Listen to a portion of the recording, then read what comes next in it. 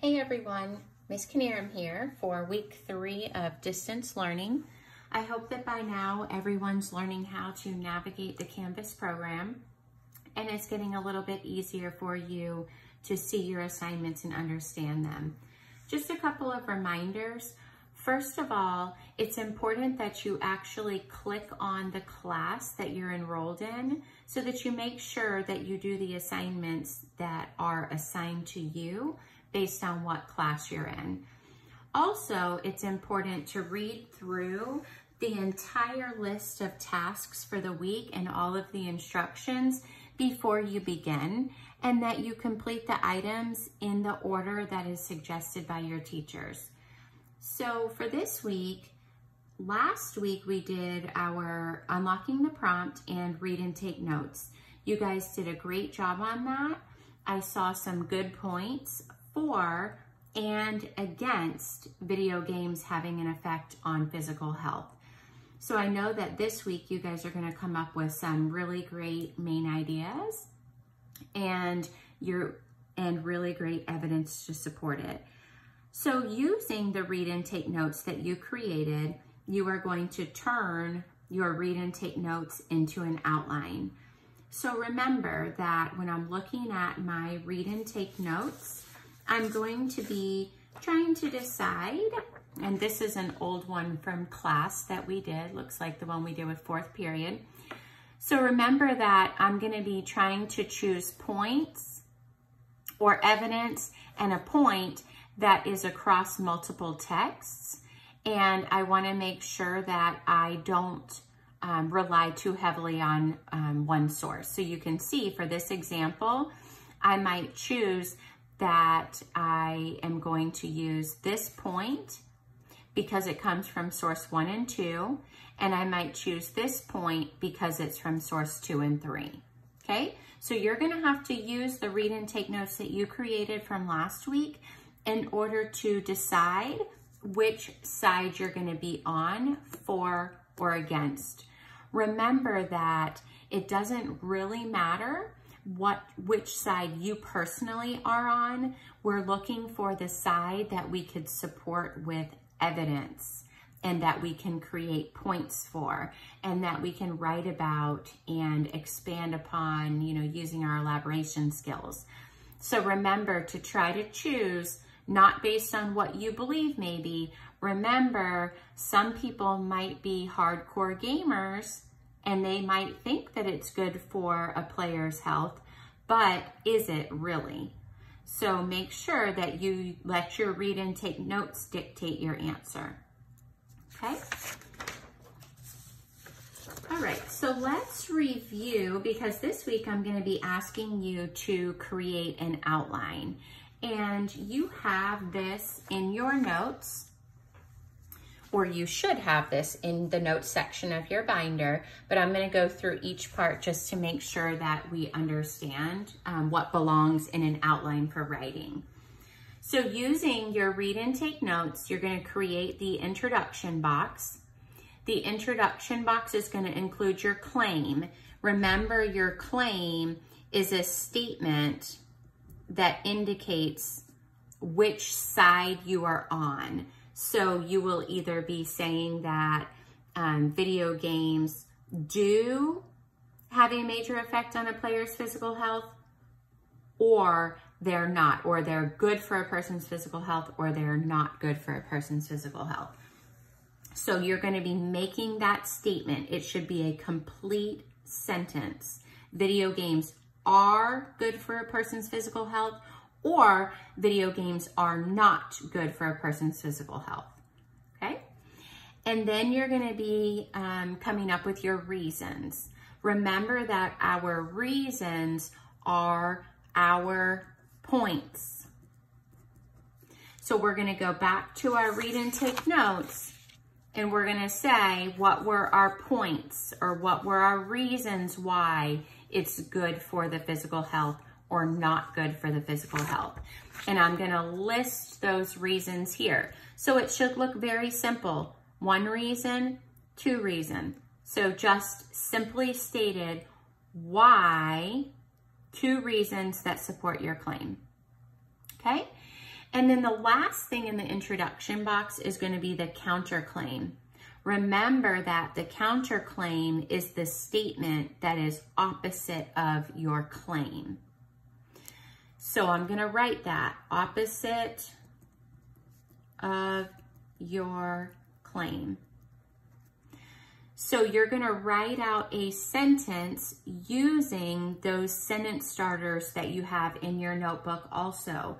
So remember, the sentence starters for counterclaim are, some people may say,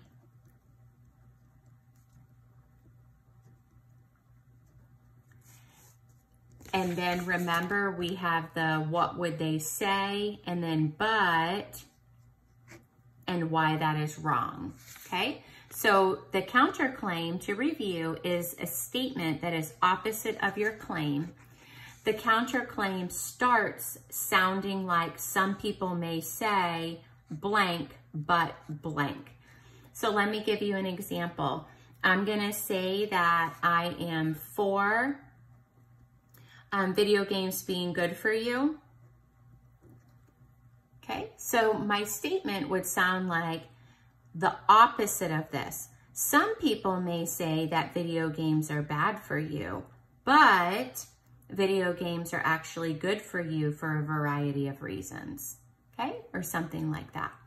So those are the three things that you're gonna have. So very simple, claim statement, 2 reasons that come from the points you created already, and then a counterclaim statement. So that's gonna be your introduction box.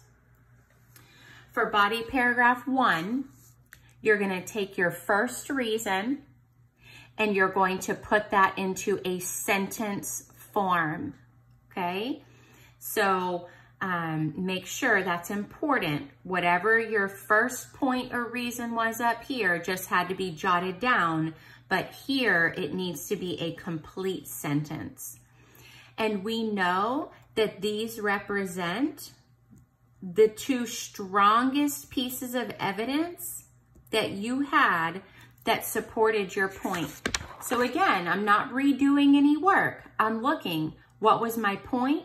What were my 2 pieces of evidence that I chose?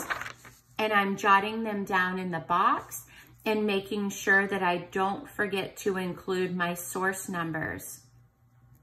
And this is my check. This is where I ask myself, can my topic and point or my reason be supported from more than just one source? If it can't, I need to choose a new reason or new topic and point, because I know that I must be able to support my reason from more than just one source. Okay, so make sure your sources are labeled.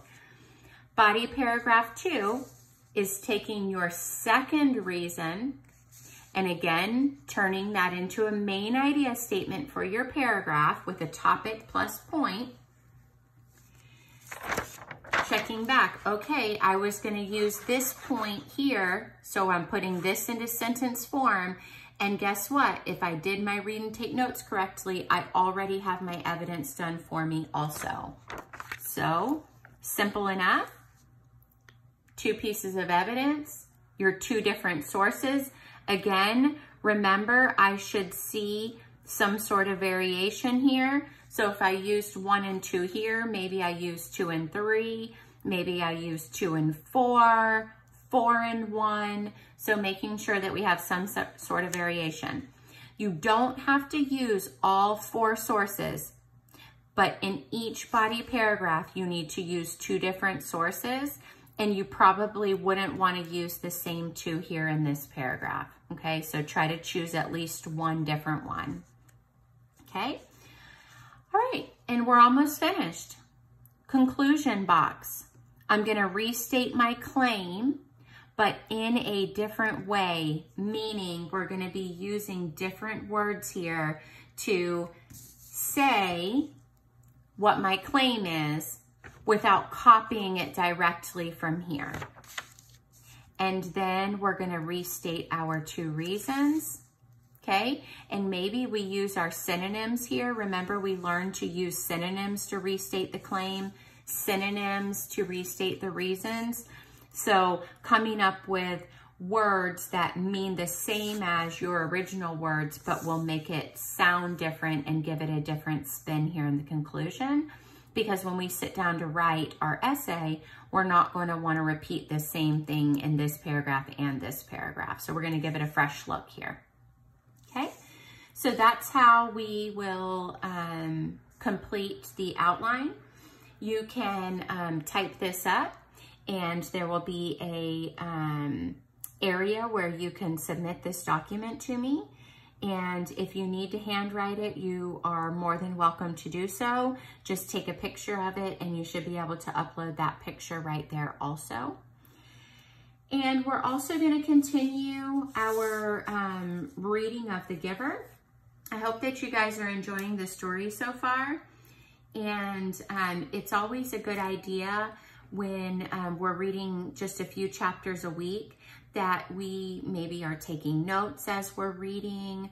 We're writing down important ideas, maybe even going back through the chapters we already read and kind of skim reading those to make sure that we refresh our memory. So if we don't remember where we left off, we always want to kind of go back and refresh our memory of the chapters we had read previously, so that by the end of the story, we don't not really understand what happened. So, you know, if we were reading this in class, we'd be reading it a lot more quickly. But again, we're kind of improvising and just reading a few chapters at a time. But because it's going to be spread out over a longer period of time, it's going to be even more important that you go back and refresh on the chapters that we previously read. So if you guys have any questions, you know by now you can message me through Canvas. You can message me on Remind.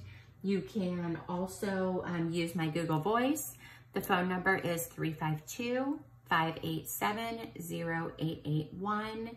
Please reach out if you have any questions, but you guys are doing an awesome job so far of meeting the expectations that were already set in class and just carrying them right over into the learning that we have here. So I'm really proud of you guys for all the work that you've done, and have a great week.